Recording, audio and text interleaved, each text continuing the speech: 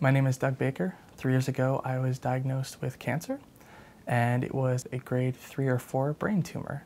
And it was one of those big scares in my life where it was potentially something that would be life-ending. But the great news was that changed, and it was a grade 1, and it was something that was fully removable. And since then, I have been able to move on and work on the healing process of getting better and feel my life is better for it.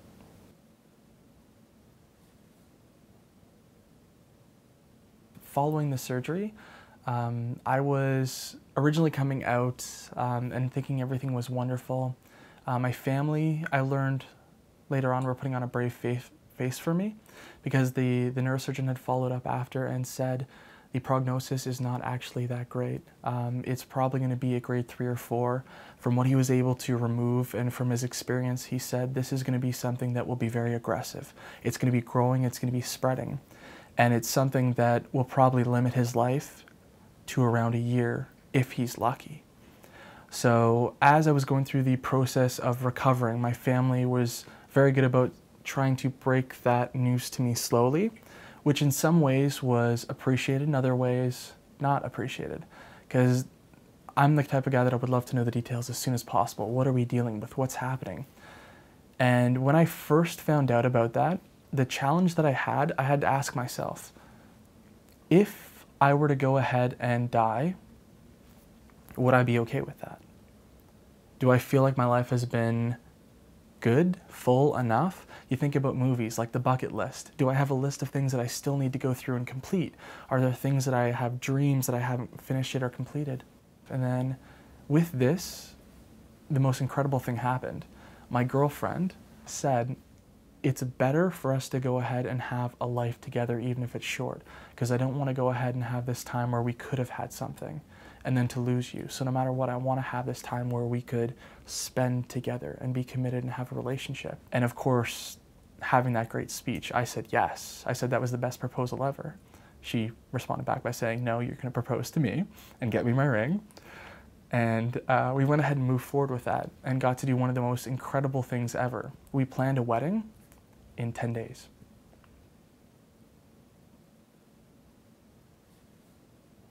I think the best wedding gift that we received was our update from our doctor. He said, we've gone ahead and we've got back the report.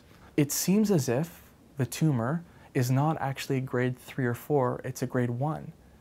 And it's not actually aggressive, and it's not growing back. As of right now, you don't need chemo and radiation. Everything seems to be doing okay. And if this keeps up, you could have a much longer life. So we were really, really excited about that. We were ecstatic. We were going to be able to go ahead and move forward. And the question, of course, that we asked ourselves there, looking back, do we still want to go ahead and do the wedding now that we know we have more time? Do we want to plan more of a full wedding, get all the bells and whistles? But my wife had said, no, let's go ahead and let's just simply do this.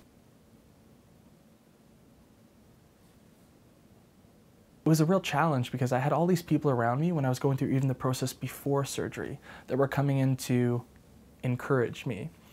And they came in and they were upset, and you could see that they were crying or had just been crying, or that they were trying to encourage me by saying, it's okay, and tapping your leg. And it was actually a real challenge for me because I found that more than anything, I was encouraging them. And that I was the person who was sitting in the hospital bed saying, everything is okay. I know it's tough right now. I know a lot of stuff is crazy, but I'll be fine. Everything is good. I'm in good hands. I have a great doctor. St. Mike's is a wonderful hospital. And so it was a challenge because as much as I was having to encourage people, it gave me something to do, and it felt like I was able to take that on as one of my missions. And it made me feel like I was being active and not having all these people merely helping me, but that I was able to help them too. And so, yeah, I would encourage anyone who's going through that. When you're going through something that difficult and that hard, as much as the people around you are trying to encourage you and look after you, you mean something to them. So it will be hitting them just as hard as you. So always remember too that it's a two-way street. So if you can go ahead and encourage them, then they'll be able to encourage you back.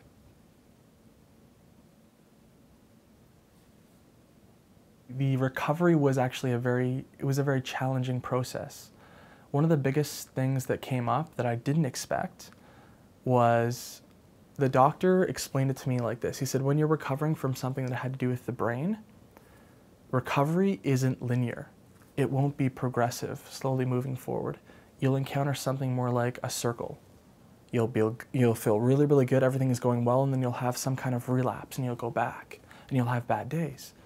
And I was like, okay, but theoretically I'm still moving forward, right? He's like, well, it's one of those things where it's more circular than simple. And I thought to myself, okay, I don't really understand that. I'm sure no matter what, everything is going well for me.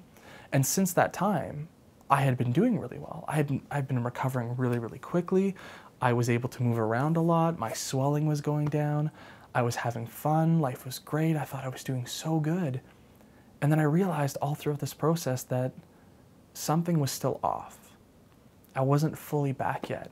I was having a hard time with my speech and with my communication. Just with where my tumor was located, it was in my left temporal lobe, and it's all of my communication center. So no matter what I was thinking, I would say. I had no filter. Everything came out, and I was like, wow, this is a challenge. My wife was really good with this process, because as we're going through, we're newly married. We're supposed to be in our honeymoon stage. And meanwhile, I'm telling her every time that she happens to maybe do something wrong or look wrong, or anytime she happens to do something that doesn't agree with me, and by wrong I mean disagree with me. But it's incredible because she understood that even though I was saying these things, it wasn't the fact that I was really meaning them. They were just blurting out, they were coming out, and it wasn't me, it wasn't how I felt about her. And so her understanding and forgiveness was huge. And when you're in a situation like that, you really don't have many things under control. You don't have any control over so many different factors or elements. And being humans, we love to control everything. That's our personality, the way we function, the way we like our life to be. And so that was a challenge for me, because I was having to accept that I don't have control. And accept that, but then say, okay, well, I don't have control over my health. Well, I don't have control over when I can do my surgery. Well, I don't have control over, how these different effects will, change my life. What I can do and what I can control is how other people around me will see it, how other people around me will see me, and how they'll feel about what I need. And so it was incredible because I was able to show them that I'm fine, I'm accepting this, I'm good. And if I can do that, you guys can too. And the great thing about that is, once you all accept it, it's easier to go ahead and move on and get the next step taken care of, as opposed to worrying about, this is horrible, my life is ruined, what's this gonna do, how am I gonna feel, how are they gonna feel? So it was a strong choice, and I know looking back that it was one of those things that was one of the best choices I could make.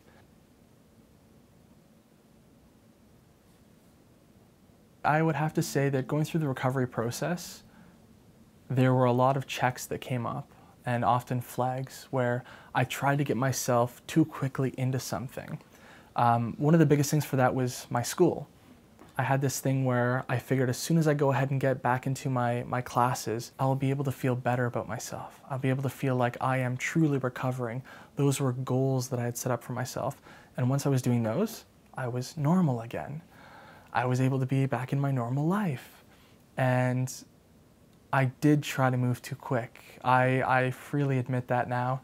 And I would encourage other people that it will take time, but at the same time, it's a very hard thing to do.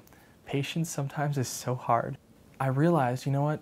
This is gonna take time. I can't just magically jump back into this. And it's one of those things where it's not a bad thing. As much as I feel as if it's something where I'm not being completely myself or not doing the things that are my life, it's gonna take a while.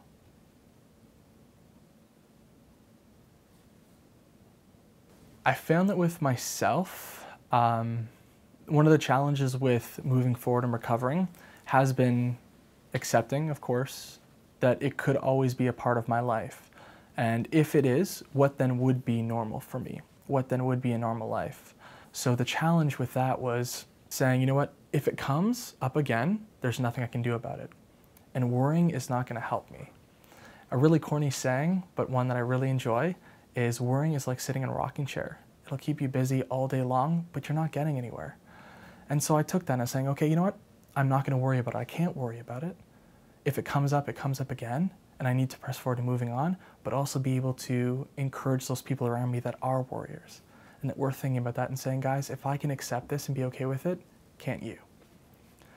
So again, a long process, but it's something that is life or death, because you have to be able to work with what you have. You have to be able to cope with it. And if you will always be stressing about it and worrying about it, you'll never fully recover, because you're always going to have that in the back of your mind. You're always going to be thinking about that. And normal life will never be possible again, because you're making it impossible, because you're thinking about cancer all the time and not life.